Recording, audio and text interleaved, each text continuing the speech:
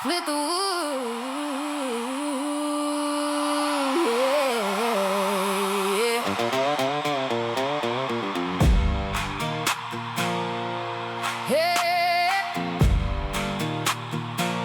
They told me he wasn't in mansions built of wood and stone. Told me to look in the split log, to look beneath the rock.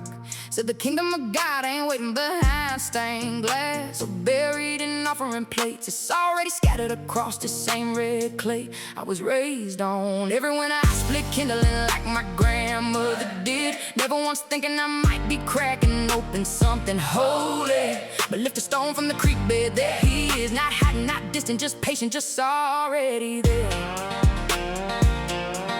I seen him in sap running slow down a fresh cut limb, and the clean brass snap a hickory giving way. He's in the smoke that curls about the chimney at dusk, in the way fire catches when the air is just right, in breath and heat, in the quiet work of keeping warm.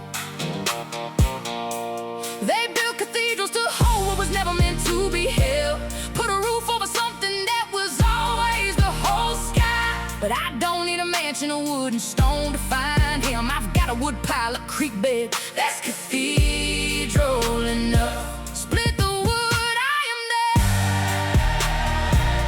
Lift the stone, you'll find me there. Split the wood, I am there. Lift the stone, you'll find me there. I felt him in creek water running cold over my hands, in the slick underside of a rock turned toward the sun, in the quick dart of something alive that don't need naming. He's in the dirt under my nails, and the sweat on my back, and the rhythm of work that don't ask permission to be sacred. Somewhere along the line they tried to teach me holiness needed walls, needed quiet voices and clean clothes. But I've known louder truths and crow calls at daybreak, and cicadas screaming the heat into existence, in thunder rolling low across a summer field. They wrote them in the pages and argued them in the corners, cut and measure what should have been left wild. Call some words unworthy, buried others deep.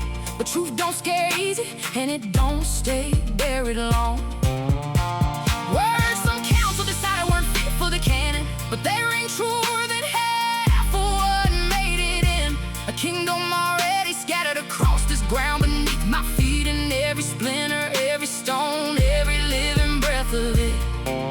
So next time you split a log for the fire, next time you turn a stone searching for something else, pause long enough to notice what notices you back. The stillness that ain't empty, the quiet that ain't alone.